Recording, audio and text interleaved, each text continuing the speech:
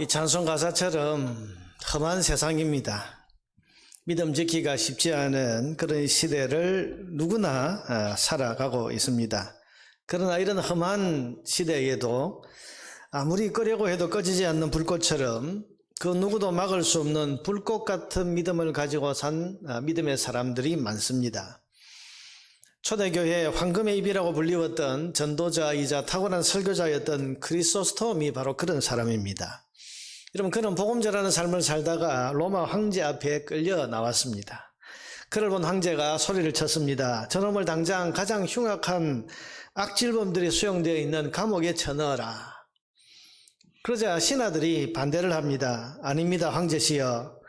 안 그래도 저 사람은 전도하다가 잡혀왔는데 사람 많은 곳에 넣으면 전도할 기회를 얻게 되었다고 오히려 좋아할 겁니다. 그러자 황제는 그렇다면 아무도 없는 독방에 가둬서 무시무시한 독방, 이 고독의 고통을 느끼게 해라. 그러자 신하들이 또 말합니다. 황제시여, 그러면 저 크리소스톰은 혼자서 조용히 기도할 기회를 얻게 되었다고 더 좋아할 겁니다. 그러자 황제는 그러면 더 길게 볼 것 없다. 당장 목을 쳐서 사형에 처해라. 그러자 또 신하가 말합니다. 황제시여, 저 기독교인들이 가장 바라고 바라는 최고의 영광이 순교의 죽음입니다. 지금 저를 죽이면 순교의 멸류관을 얻게 되었다고 오히려 최고로 기뻐할 것입니다.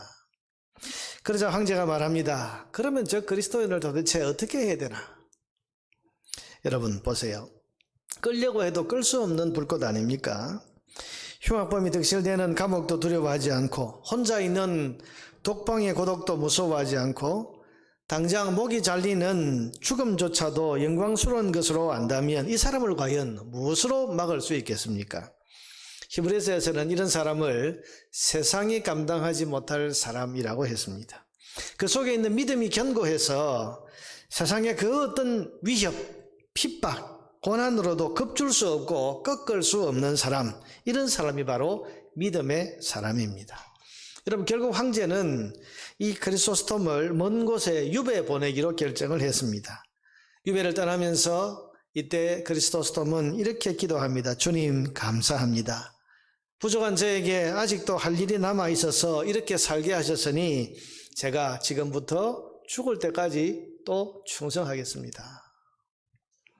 그런 유배길에도 전혀 두려움이 없었습니다. 오히려 남아있는 생명, 기회를 주를 위해 살겠다. 그 믿음을 그는 포기하지 않았습니다. 그러면서 그가 남긴 유명한 말이 있습니다. 황제든 그 누구든 내게 어떤 핍박을 가해도 나는 전혀 상관이 없다. 나를 쫓아내면 나는 엘리야와 같이 될 것이고 구덩이에 던지면 예레미야 같이 될 것이고 바다에 던지면 요나 같이 될 것이며 돌로 치면 스데반 같이 될 것이고 목베임을 당하면 세례요한 같이 되고 매로 때리면 사도 바울 같이 될 것이고 십자가에 못 박으면 베드로 같이 영광스럽게 죽을 것이다. 여러분, 거침이 없잖아요. 이런 사람을 누가 말릴 수 있겠습니까? 그야말로 세상이 감당치 못하는 강인한 믿음의 사람인 것입니다. 여러분, 믿음은 원래 이렇게 강한 것입니다. 나약한 게 아니에요. 살아계신 창조주 하나님을 믿고 진리의 말씀을 믿고 구원과 천국과 부활과 영생을 믿는데 여러분, 세상에 뭐가 두렵겠습니까? 그게 믿음이죠. 여러분, 지금 코로나 팬데믹으로 온 세상이 두려움에 떨고 있지만은 3세기경, 그러니까 251년 로마에도 큰 전염병이 지금의 팬데믹처럼 온 제국을 휩쓸었습니다. 여러분, 길거리에 죽어 넘어지는 시체가 난무하고 도처에 사람들이 전염병에 대한 공포 때문에 출입을 하지 못하고 길에서 죽어 넘어진 시신을 봐도 누구 하나 치운 사람이 없고 아픈 사람이 있어도 어디 가서 돌봐주고 배고픈 사람이 있어도 먹이지 않는, 왜냐하면 이 전염병에 대한 공포가 온 로마 제국을 휩쓸고 있었기 때문입니다. 이때 여러분, 밤중에 조용히 나타나서 길거리에 널브러진 시신들을 손수 치우는 사람들이 있었습니다. 먹을 것을 들고 빈민가로 찾아가서 아무도 돌보지 않은 가난한 사람들을 먹이고 돌보는 사람들이 있었습니다. 그들은 전염병을 두려워하지 아니하고 질병에 걸린 그 사람들을 찾아가서 간호하고 치료해주고 그러면서 그들을 돌봤습니다. 여러분, 그 시대에 나라도 군인들도 관리들도 전혀 하지 못하는 일을 이 사람들은 위험을 무릅쓰고 해냈습니다. 여러분, 그래서 이 사람들에게 별명이 생겼습니다. 위험을 무릅쓰고 남들을 돌보는 사람. 그래서 위험을 무릅쓰는 사람이라는 그런 의미로 파라볼라노이라고 불렀습니다. 이 파라볼라노이라고 하는 것은 옆에서 돌보는 사람, 문자적으로 그런 뜻인데, 의미로는 위험을 무릅쓰면서도 남 돕기를 포기하지 않는 사람, 그게 파라볼라노인데, 이들이 누군가 하면 그 당시 데시우스 황제의 극심한 박해를 받던 크리스찬들이었습니다.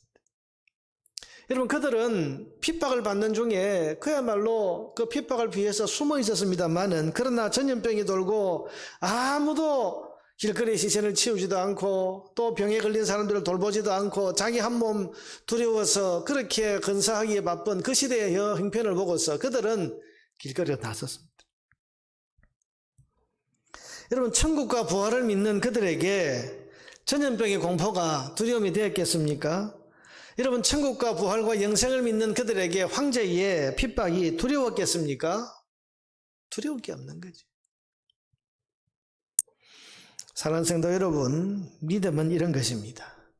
믿음 가진 사람은 그래서 두려울 게 없습니다. 하나님이 살아계시고 우리가 그분이 주시는 구원의 은혜를 입었는데, 여러분, 살아서 삶이 두렵겠습니까? 죽음 그 이유가 두렵겠습니까? 그야말로 두려움 없고 염려 없는 삶을 살아가게 하는 것이 우리 안에 있는 믿음인 것입니다. 여러분, 지금 코로나 4차 유행이 다시 온다. 그래서 수도권에는 이제 내일부터 2사람 이상은 만나지 못한다. 그래서 그런 금지 명령이 내려지고 올스톱하는 그런 어떤 상황이 지금 온다고 그러는데, 많은 사람들이 염려를 합니다. 목사님, 그러면 또 우리 예배는 어떻게 합니까? 여러분, 염려할 게 없습니다. 모여서 예배할 수 있으면 예배할 수 있는 것을 감사하면서 지금처럼 이렇게 예배하면 될 것이고, 또 모일 수가 없고 흩어져야 되는 그런 상황이 온다면 우리가 혼자서라도 말씀 보고 혼자서 기도하고 혼자서 영상 보면서 또 예배하면서 하나님과 함께하는 신앙의 훈련을 우리가 계속해서 하면 되는 겁니다. 여러분, 이런 팬데믹이 우리의 신앙을 흔들어 놓을 수가 없습니다. 여러분, 이런 바이러스 따위가 하나님을 믿는 우리의 믿음을 손상할 수 있겠습니까? 여러분, 이런 바이러스로 인해서 우리의 하나님을 믿는 믿음이 손상당하게 해서는 안 되는 겁니다. 어떤 문제, 어떤 어려움에도 하나님을 향한 이 믿음을 붙들고 흔들림 없는 믿음으로 당당하게 나아가는 믿음의 사람들 다 될 수 있기를 주님의 이름으로 축복합니다. 오늘 본문에는 바로 이 믿음을 시험하시는 예수님의 모습이 나옵니다. 본문 6절에 보니까 이렇게 말씀하시면 친히 어떻게 하실지를 아시고 빌립을 시험하고자 하십니다. 여러분, 주님께서 빌립을, 그리고 제자들을 시험하고자 하신다. 여러분, 그것도 엄청나게 어려운 문제를 지금 던져 놓으셨습니다. 그리고 제자들의 믿음을 시험하십니다. 어떤 문제를 던져 놓으셨습니까? 5절에 보니까 예수께서 눈을 들어 큰 무리가 자기에게로 오는 것을 보시고, 큰 무리, 이게 남자만 한 5,000명이니까 여러분 큰 무리죠. 많은 무리가 예수님께로 지금 몰려오는 이 군중들의 5,000명 이상이 되는 그 모습을 보시고 빌립에게 난제를 던지십니다. 우리가 어디서 떡을 사서 이 사람들을 먹이겠느냐. 여러분, 다른 성경에 보니까 너희가 먹을 것을 주라 이렇게 되어 있어요. 주님께서 여러분 지금 이 제자들에게 5,000명 이상이나 되는 이 군중을 너희가 먹여라. 제자들이 무슨 돈이 있습니까? 굉장히 어려운 문제인 것 같습니다. 여러분, 어떻게 보면 돈 문제인 것 같기도 하고 어떤 능력이나 지혜의 문제인 것 같기도 하고, 어쨌든 예수님은 아주 어려운 난제를 그들에게 던져놓고는 시험을 하신다. 오늘 본문에 시험하셨다. 이게 시험이라고 말씀하셨습니다. 흔들리나 안 흔들리나, 당황하나 당황하지 않나, 그리고 무엇보다도 이 문제 앞에서 나를 믿나 안 믿나, 믿음을 테스트 하시는 것입니다. 여러분, 이 문제를 두고 제자들은 각각 자기 방식으로 문제를 풀어보려고 했습니다. 빌립은 당장 돈 계산부터 합니다. 7절에 보니까 빌립이 대답하되 각 사람으로 조금씩 받게 할지라도 200데나리온의 떡이 부족하리이다. 여러분, 200데나리온 돈 이야기를 합니다. 200데나리온, 여러분, 노동자가 200일, 그러니까 한 1년의 절반 이상을 모아야 되는, 한 푼도 안 쓰고 모아야 되는 그런 많은 돈. 여러분 그것을 지금 계산을 해내고는 조금씩 줄지라도 200데나리온 돈이 필요합니다. 그런데 우리의 200데나리온은 어디 있습니까 지금? 안 된다는 거죠. 안드레는 돈보다는 열심히 발로 뛰어서 이 문제를 해결하려고 했던 것 같습니다. 그래서 8절에 보니까 제자 중 하나 곧 시몬 베드로의 형제 안드레가 예수께 여짜오되 여기 한 아이가 있어 보리떡 5개와 물고기 2마리를 가지고 있나이다. 여러분 그래도 뭔가 해결책이 있겠지 싶어서 5,000명이나 되는 군중 사이를 열심히 뛰어다녔어. 발로. 손에 얻은 것이 보리떡 5개, 물고기 2마리. 그가 말합니다. 그러나 그것이 이 많은 사람에게 얼마나 되겠사옵나이까? 얼마나 되겠사옵나이까? 결론은 똑같습니다. 돈 문제로 생각하고 돈 계산을 하면서 200데나리온 떡이 필요한데 그 돈이 우리에게 없습니다. 불가능합니다. 내가 발로 열심히 사람 사이를 뛰어다니면서 5,000명이나 되는 사람들을 샅샅이 다 살펴봤는데 보리떡 5개, 물고기 2마리 이것밖에 없습니다. 이 많은 사람에게 이거 뭐가 되겠습니까? 택도 없습니다. 불가능하다는 거예요. 여러분 주님이 던지신 이 어렵고 골치 아픈 난제를 들고 당황해하면서 실망하고 낙담하고 있는 이 제자들의 모습이 여러분 현상이 되십니까? 곤란한 거죠. 해도 안 되고 아무리 답을 찾아봐도 답이 안 나오는 답답한 현실을 만난 것입니다. 자, 사랑하는 여러분, 우리의 삶에도 이런 막막하고 답답한 현실이 올 때가 있습니다. 문제는 큰데 답이 안 보입니다. 현실의 벽은 너무너무 크고 거대하게 느껴지는데 여기서 내가 어떻게 해야 될지 전혀 방법은 안 보입니다. 이런 난제를 만날 때 우리의 마음은 답답하고 기가 막힙니다. 자, 사랑하는 여러분, 그런데 이때 우리가 꼭 기억할 것이 있습니다. 그것은 이 난제는 주님께서 우리의 믿음을 테스트하시는 것이라는 사실입니다. 오늘 본문 6절이 그것을 우리에게 가르쳐 주죠. 이렇게 말씀하시면 이 문제, 이 난제를 던지시는 것은 친히 어떻게 하실지를 아시고 빌립을 시험하고자 하십니다. 시험이다. 주님께서 던지시는 이 난제는 골탕 먹이려고 하는 게 아니고 괴로움을 주려는 게 아니고 시험하는 거죠. 여러분 이것을 우리가 꼭 기억을 해요. 인생에 만나는 수많은 난제들, 여러분 제가 종종 말씀드리지만 주님이 우리를 다스리시지 않습니까? 하나님이 우리의 하나님이시고 예수님이 우리의 주님이십니다. 주님이 다스리시는 인생입니다. 그런데 이런 난제가 던져졌어요. 5,000명의 군정을 너희가 먹여라. 무슨 수로, 무슨 능력으로, 무슨 재주로. 안 되는 거죠. 그런데 이 거대한 문제, 여러분 이게 우리에게 주님이 다스리신데도 불구하고 우리에게 던져졌을 때는 먼저 이것을 생각하십시오. 주께서 빌립을 시험하고자 하십니다. 우리 안에 있는 믿음을 시험하시는 것입니다. 여러분 시험입니다. 테스트입니다. 우리가 가진 믿음이 어느 정도인지 또 이 난제를 만났을 때 우리가 믿음으로 사는지 믿음 가지고 믿음으로 대처하는지 아니면 돈 계산하고 발로 뛰어다니면서 전혀 믿음과는 상관없는 그런 수고에 매달렸는지를 주님께서 알아보시는 시험을 하십니다. 여러분 이 시험 앞에 어떻게 반응하시겠습니까? 믿음으로 반응하는 저와 여러분 되기를 주의 이름으로 축원합니다. 시험 앞에서 믿음으로 반응해야 돼요. 계산으로 반응하지 말고 여러분 믿음과 상관없는 그런 분주하게 발로 뛰어다니는 이것으로 반응하기보다 믿음으로 반응을 해야 됩니다.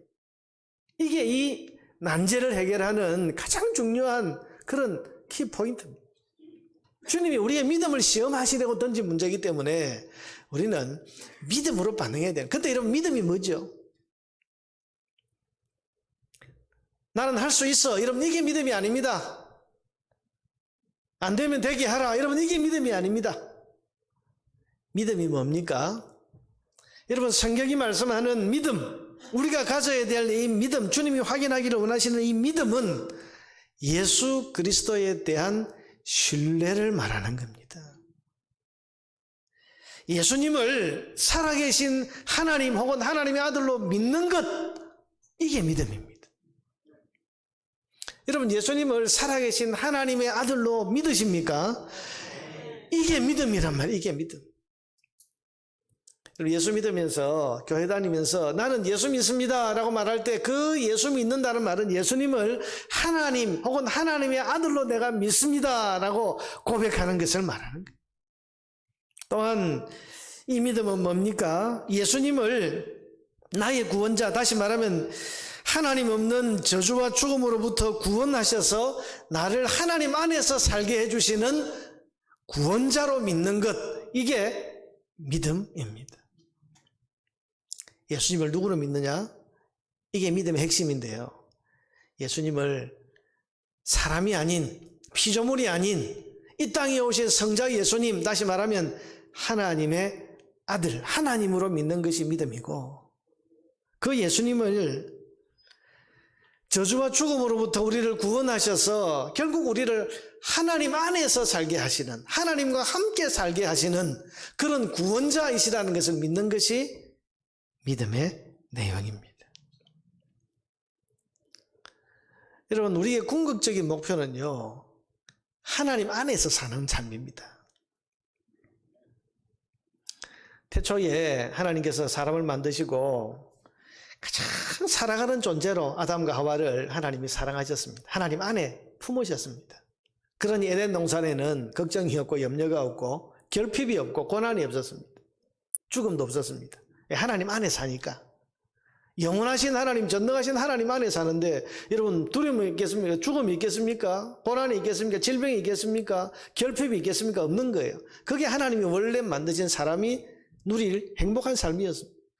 그런데 죄로 인해서 인간이 하나님과 단절되고 하나님 안에서의 삶이 하나님 에덴 동산에 쫓겨나면서 하나님과 단절이 됐죠. 하나님 바깥으로 밀려난 겁니다. 그러니 생명도 안전도 여러분 모든 풍요로움도 다 없어진 거예요. 그래서 늘 제가 말씀드리지만 자기 스스로 살아야 되는 인생이 된 거예요. 하나님과 상관없이. 그러다 보니 두려움이 오고 염려가 생기고 걱정이 오고 죽음과 질병과 모든 결핍이 인간에게 찾아오게 된 거 아닙니까? 그러니 여러분, 이런 인간에게 있어서 궁극적인 목표는 뭡니까? 다시 하나님께로 돌아가서 하나님 안에서 사는 삶을 사는 것이 우리 인간의 가장 궁극적인 목표이고, 여러분 이게 모든 인생의 문제를 해결하는 그런 해답인 겁니다. 하나님 안으로 다시 돌아가는, 하나님 안으로 돌아가기 위해서 사람들은 수많은 수고를 하고 수많은 노력을 하고 수많은 연구를 하고 돌을 닦기도 하고 공력을 쌓기도 하고 이러면 했지만 그 어떤 것도 죄인이 하나님 안으로 다시 돌아갈 수 있게 못했습니다. 불가능이었습니다. 그런데 하나님이 보내신 구원자 예수 그리스도, 이분이 우리를 하나님과 우리 사이의 모든 장벽들을 다 깨부수고 하나님 안으로 다시 들어가서 하나님 안에서 하나님과 함께 살게 하는 그런 구원의 다리가 되신 겁니다. 이분이 바로 구원자 예수 그리스도이십니다. 예수님을 이렇게 믿는 거죠. 그러니까 여러분, 우리가 예수님을 믿는 것은 예수님을 우리의 구원자로 믿는데 결국 우리가 바라는 것이 뭡니까? 예수님을 통해서, 구원의 다리 되시는 예수님을 통해서 하나님 안에서 하나님과 함께 사는 삶을 우리는 궁극적인 인생의 목표요 행복으로 보는 거예요. 그게 우리 믿음입니다. 자, 여러분, 그래서 이 믿음이 흔들리면 안 된단 말이죠. 이 믿음을 지금 시험하시는 겁니다. 그러므로 이 믿음을 가졌다면 이 예수님이야말로 하나님이시고 우리를 하나님 안으로 다시 들어가 살게 하시는 구원의 다리가 되시는 구원자 그리스도이시다, 이것을 믿는다면 감당하기 힘든 이 난제 앞에서 무엇을 해야 됩니까? 구원자이신 예수님을 바라봐야 되는 겁니다. 나를 구원하시고 나를 하나님 안에서 살게 하시는 분이 예수님이신데 이 어렵고 어려운 난제 앞에서 이 예수님을 두고 하나님 밖에서 여러분 문제의 해답을 찾고 여러분 그렇게 분주하게 다니는 것이 무슨 의미가 있습니까? 고통을 더할 뿐이고 더 고생할 뿐 헛수고만 더 하는 길입니다. 그런 이 난제 앞에서 믿음 가진 사람이 해야 할 것은 우리의 구원자이신 예수 그리스도 그분을 바라보고 의지하는 것입니다. 여러분 6절 말씀이 오늘 말씀의 제일 핵심인데요. 이렇게 말씀하시면 자 난제를 던지시면서 이렇게 말씀하시면 친히 어떻게 하실 것을 아시고 친히 어떻게 하실 것을 아시고 여러분 여기에 벌써 답이 나와 있습니다. 주님은 처음부터 이 문제를 던지시면서 이 문제의 답은 내가 가지고 있으니 이 제자들이 이 문제 앞에서 주님을 바라보기를 기대하신 거예요. 친히 어떻게 하실 것을 아신다는 말은 이 문제를 어떻게 풀지 주님은 다 계획하신 거예요. 그죠? 주님의 손 안에서 너희에게 답이 없다는 걸 압니다. 안드레가 아무리 발품 팔아서 다녀봐도 답이 없어요. 보리떡 5개, 물고기 2마리 그거 이상 없습니다. 빌립이 아무리 그 좋은 머리로 빠르게 계산을 해도 200데나리온의 돈 계산은 되는데 돈이 없어요. 능력이 없어요. 안 되는 거 알고 있습니다. 주님 알고 계시는 거예요. 이 문제는 결국 내게로 가져와서 내 손 안에서 이게 풀리는 거지. 답을 알고 계시잖아요. 그러니 시험한다는 것은 이 제자들이 이 난제 앞에서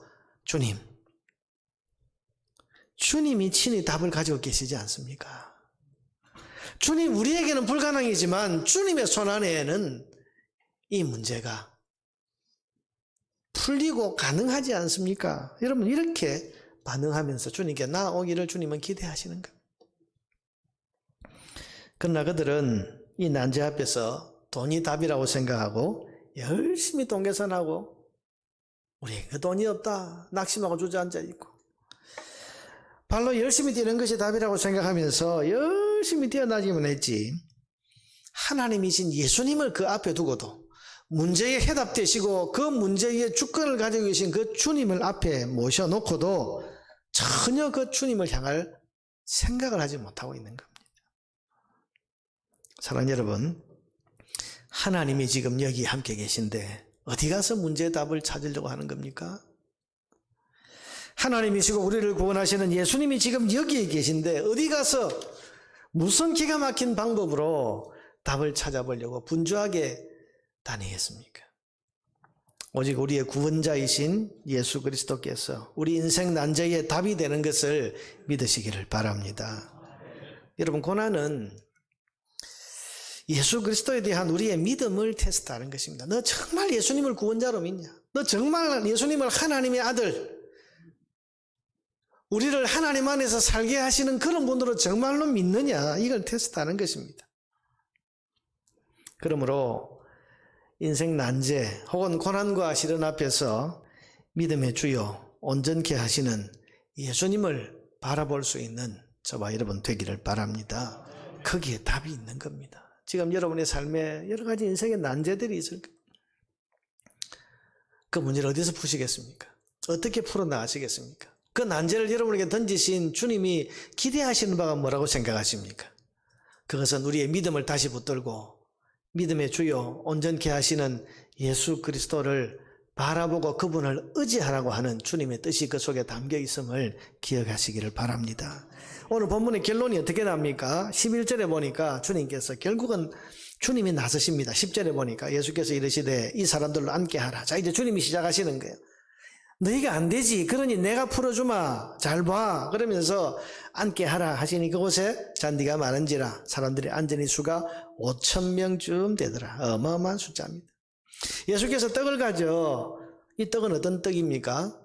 안드레가 찾아서 가져온 이거 아무것도 아닙니다. 이게 뭐 택도 없습니다 라고 말한 보리떡 5개 물고기 2마리 중에 그 떡을 가져 축사하신 후에 축사가 뭡니까? 다른 성경에 보니까 감사기도 하시고 여러분 이게 감사할 일입니까? 5,000명이 있는데요 먹을 건 보리떡 5개 물고기 2마리밖에 없어요. 감사할 일입니까? 이거 들고 감사할 수 있겠습니까? 이거 들고 낙심해야 될 겁니다. 이거 들고는 여러분 안드레처럼 한숨 쉬어야 할 겁니다. 이것 들고는 원망하고 불평하고 이러면 그렇게 해야 될 겁니다. 아니, 이 손에 있는 게 보리떡 5개, 물고기 2마리밖에 없는데 예수님은 이걸로 어떻게 5,000명을 먹이라 하는 거야? 도대체 예수님 우리에게 왜 이렇게 어려운 문제를 주시는 거야? 이런 불평하고 원망할 거리가 이 보리떡 5개, 물고기 2마리입니다. 그런데 주님께서는 이걸 손에 들고 감사 기도하셨습니다.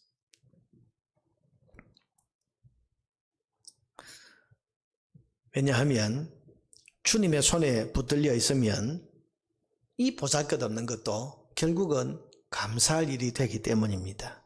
왜냐하면 주님은 답을 가지고 계시는 분이기 때문입니다. 우리 손에 들린 이 오병이어, 이거는 보잘것없는 어린아이 도시락에 불과하지만은 주님의 손에 들린 오병이어는 5,000명을 먹이고도 남는 기적의 양식이 될 수 있는 겁니다. 이 오병이어를 붙드신 예수님이 하나님이시기 때문입니다. 그러나 여러분이 처한 현실에서 여러분 손에 붙들려 있는 그 보잘것없는 오병이어를 주님께 들고 나아가시기를 바랍니다.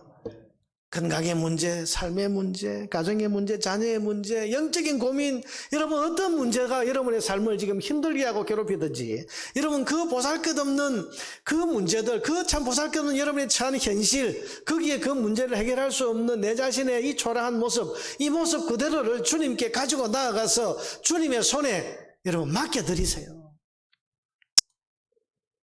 주님의 손에 맡겨드리면 그 보잘것없는 것이 5,000명을 먹이고도 남는 기적의 양식이 될 수 있습니다.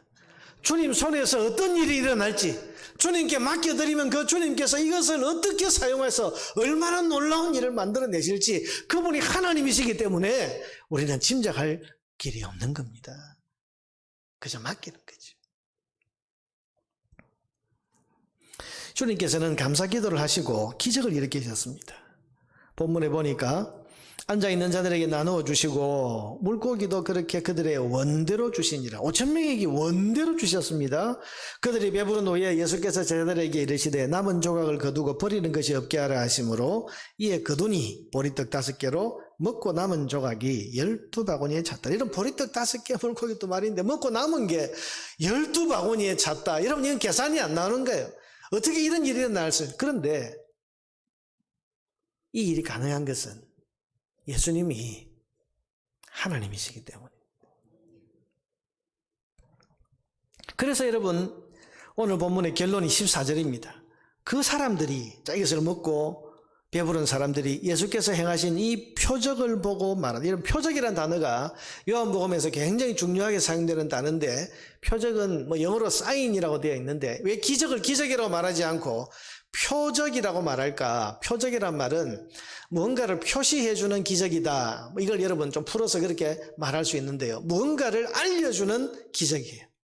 그러니까 이 5,000명을 먹이는 여기에 목적이 있지 않고 5,000명을 먹이는 이 기적을 통해서 무언가를 알려주시는 거예요. 그게 표적이란 말인데 여러분 이 표적 5,000명이 먹고도 남은 이 놀라운 기적이 보여주는 가리키는 그 표시가 뭡니까? 뭘 보여주려고 하는 거예요? 이 사람들을 보세요. 이 사람들이 이 표적을 보고 뭘 알았는지 보세요.